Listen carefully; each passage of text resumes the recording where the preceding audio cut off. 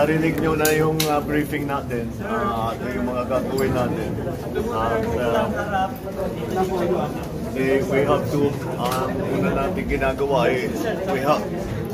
we have to redistribute our assets na ginagamit natin para sa mga nakaraang bagyo na mostly dumaan sa Northern Luzon.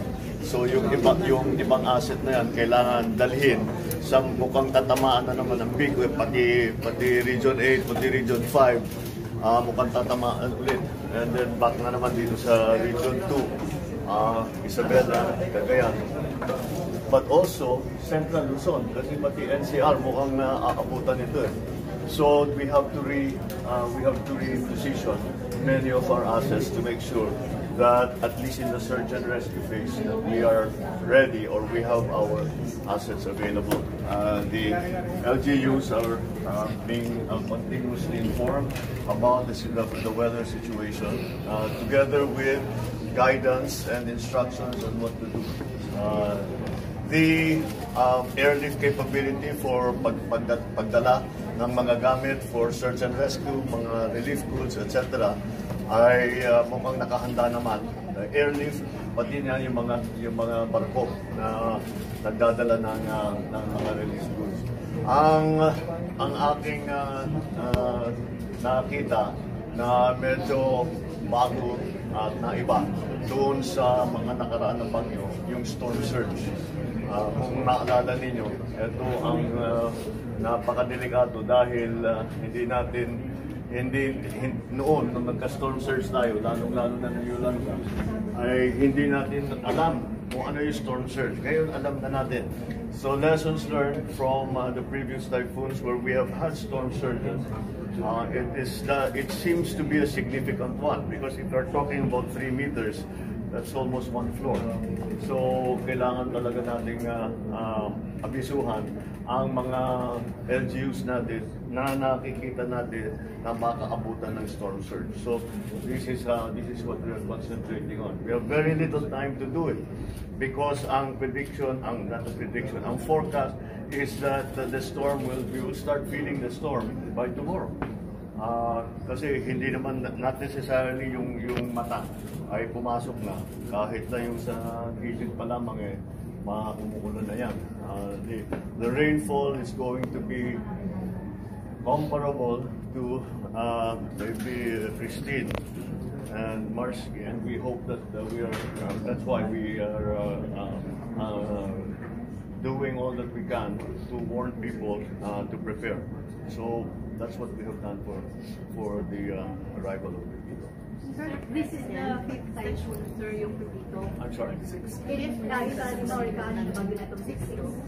Medyo marami na yung agricultural natin. Are you bothered na yung food security ay maapektuhan at yung presyo ng bigas? In terms of food security, we're all right. But marami talagang nasisira. Ang dami nang nasira na panayan, ang dami nasira na kanin. People just have to compensate for that.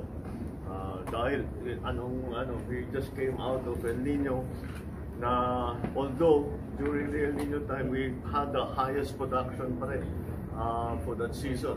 Pero ito talaga sinisira talaga yung tanim. So that's going to be something that will require attention. This will not result, sir, sa more rice importation kahit sunod-sunod yung bagyo? I think so. Unfortunately, I just received a report from the DA. Mukhang matadagdagan ng importation natin. We will import close to 4.5 million tons. Nag 3.9 tayo last year. Ang upper estimate is 4.5. But we have already in place the prices of rice. Imported rice has gone down significantly since last year. So, and we are not in competition like during the El Nino period. During the El Nino period, tinamaan lahat ng ASEAN countries. Kaya tumaas ang presyo kasi lahat namimili. Dito, dahil siniswerte tayo lang ang tinamaan tayo, so we're not competing. So the prices are staying at about 400 plus. so our imported rice should be at that price. Titignan natin, of course, we'll do everything to control the price of all the food, especially all of those products that have been damaged or destroyed by Pepito. Not only Pepito, the whole series of typhoons that have come. 6 typhoons in 3 weeks.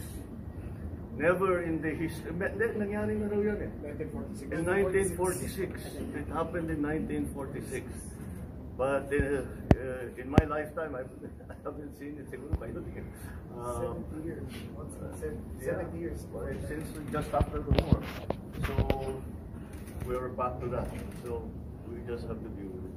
All right. Thank you. Thank you, sir.